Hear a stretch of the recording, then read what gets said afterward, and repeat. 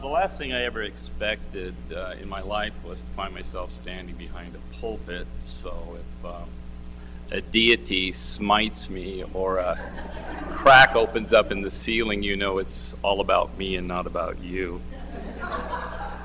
As some of you know, I'm a professor of English out at Moore Park College.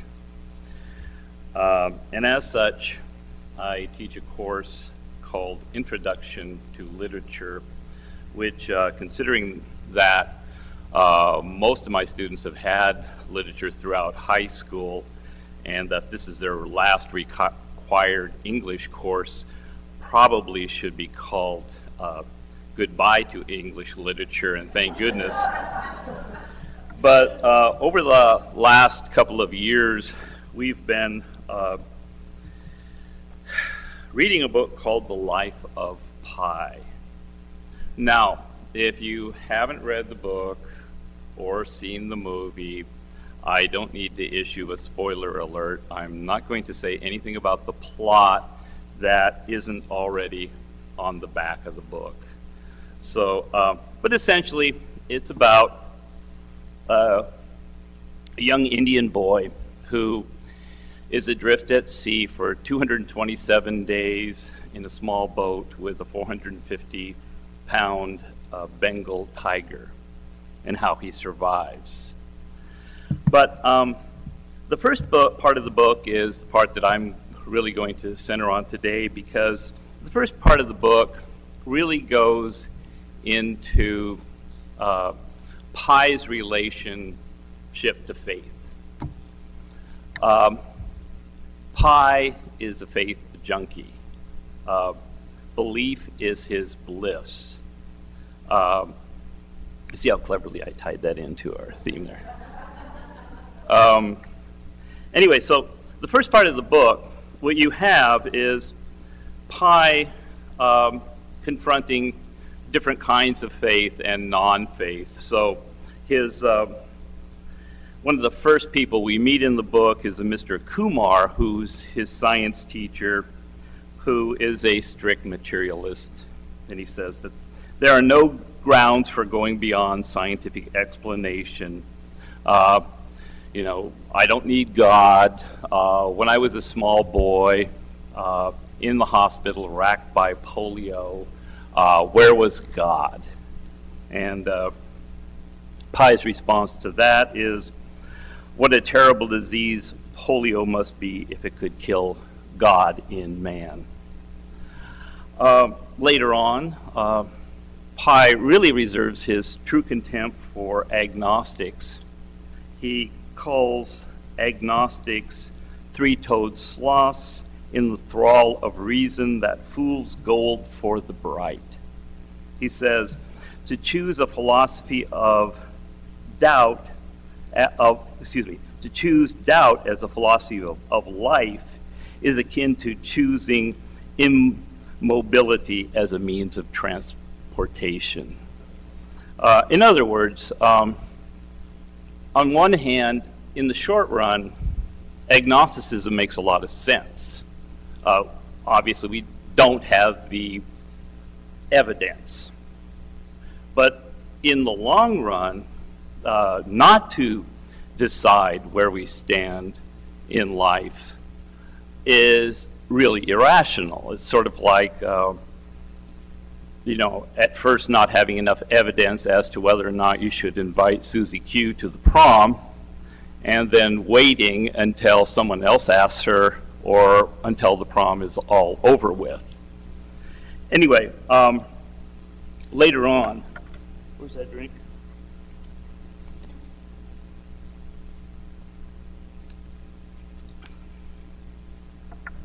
Pi begins to get into the more positive aspects of his religious faith. And if one religion is good, it's not good enough for Pi. Pi actually joins three religions. His first religion is Hinduism. He says, I am a Hindu because of sculpted cones of red kumkum powder and baskets of yellow turmeric nuggets, because of garlands of flowers and pieces of broken coconut, because of the clanging of bells to announce the arrival of God. The universe makes sense to me through Hindu eyes. In other words, he's a Hindu because he was born into Hinduism. It's part of who he is. It's part of his culture. He comes to this faith like most people come to their faith. They're born to it. Later on in their teenage lives, they might rebel, break away from their faith, either come back to it or not come back to it at all. But this is his first faith. Then later on, he meets a Father Martin who introduces him to Catholicism. And at first he's kind of repelled by Catholicism. He doesn't quite understand an avatar who would willingly allow itself or himself to be sacrificed. And it takes him some time before he realizes that this is because Christ was pure love, and that he does it out of a conviction or out of pure love. And then still later on, Pi becomes a Muslim. He finds a Sufi mystic, Imam, who teaches him about the positive aspects of Islam. And he says, I challenge anyone to understand Islam, its spirit, and not to believe it. It is a beautiful religion of brotherhood and devotion. So he's juggling all three of these religions, and everything is going along fine until one morning he happens to be walking through the zoo with his parents, and there he is confronted on the path with his Hindu Pandit, the priest, and the Imam, who each says, this is my student Pi. He's a great young man. He's a devout believer. And the Hindu Pandit says, wait a minute. How can he be Catholic? He's my student. And the priest says, well, how can he, be a Hindu? He's my student. And the Imam says, same thing. How can he be how could he be a Catholic or a Hindu? He's my student. So at this point, usually in class, we have a great debate over whether or not one can belong to three religions at the same time. And I found that most of my students, and I'm kind of on this side too, adopt the view of Joseph Campbell, the American mythologist, that God wears many masks, that we see God because we come at God from one religion, we see God through one particular mask. And this was sort of borne out. Most of the students seem to agree with that. And this is borne out by kind of a little survey I took. When you teach a novel in class, there comes a time where you have to assign the dreaded paper. Now, if anyone has taught high school or taught college,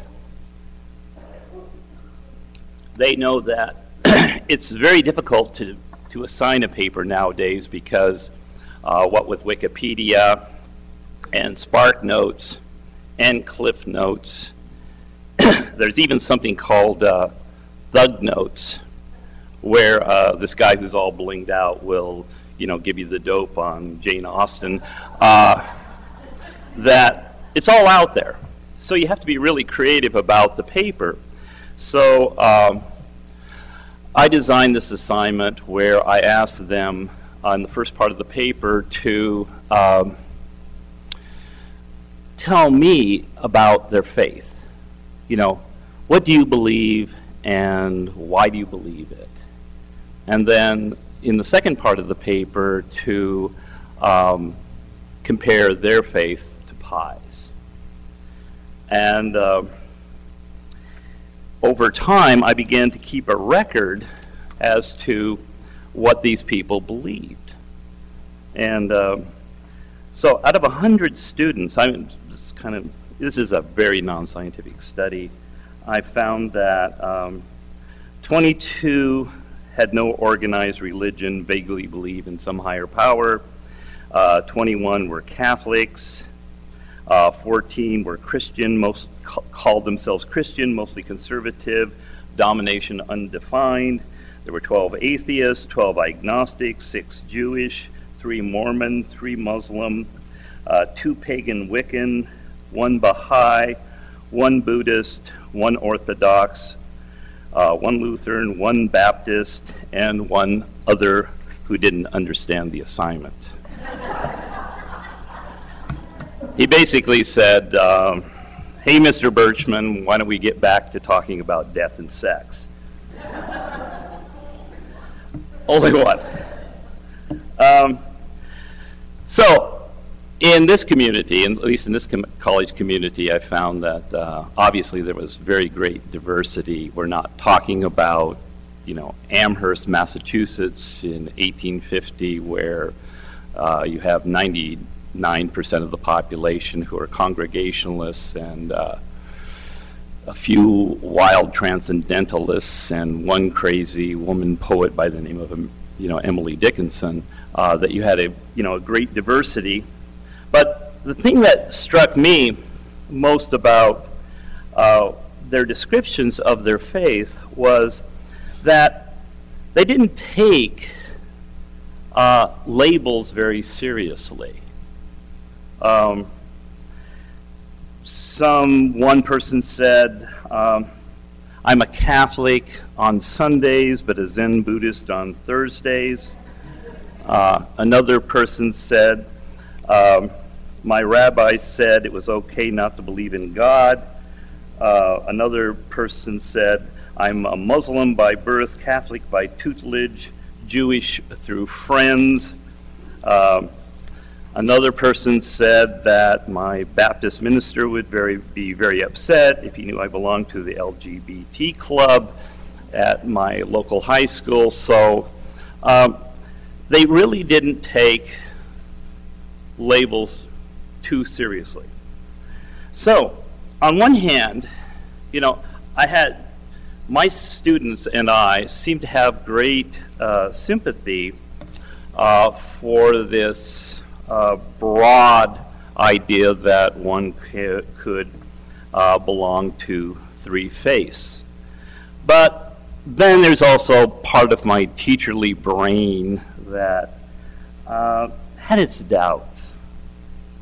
I mean, when you believe in everything, do you really believe in anything? Doesn't religion give form to faith? Isn't this vague notion that they have of a Godhead just an excuse for sloppy thinking? And indeed, excuse me, more water.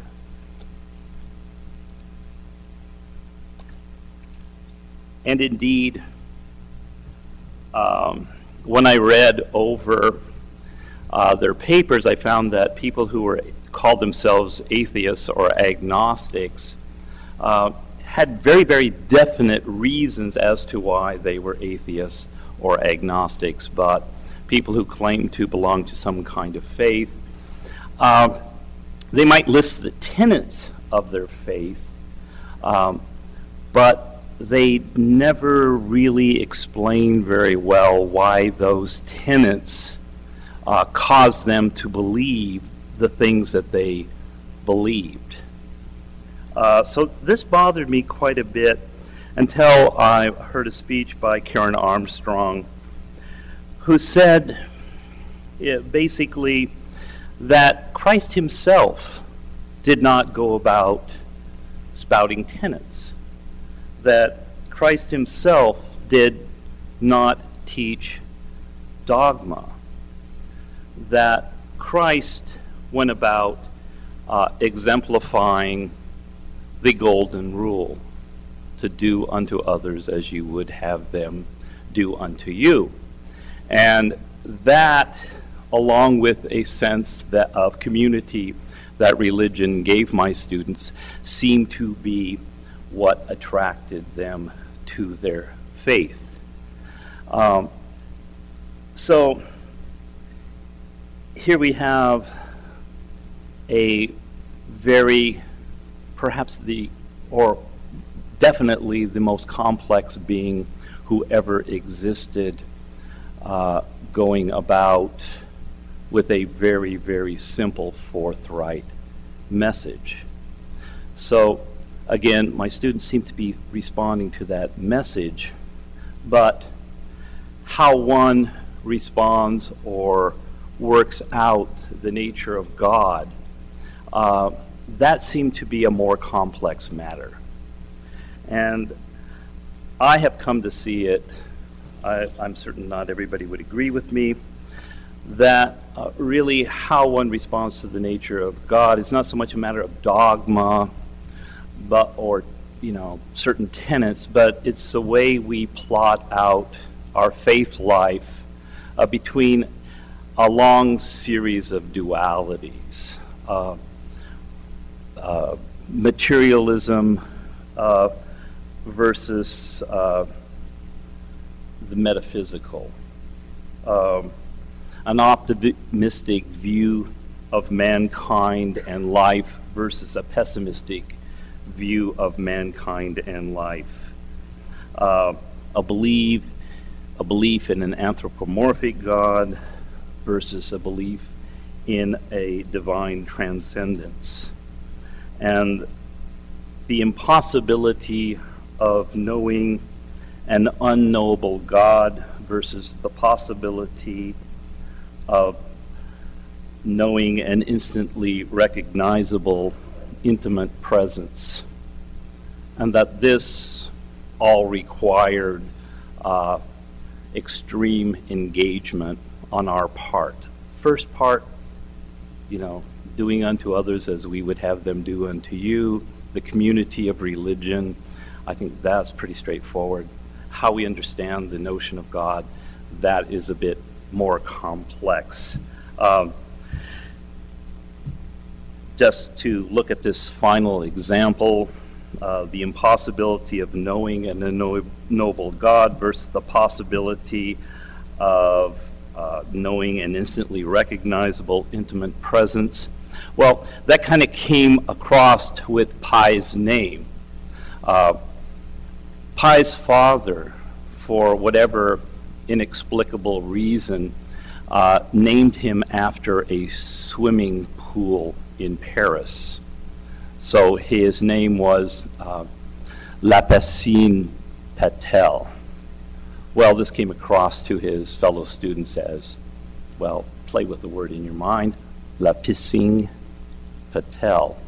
So he got a lot of trouble for that, so he changed his name to Pi, which is very appropriate because on one hand, pi, which is the ratio of a circle's circumference to its diameter, is an unknowable number.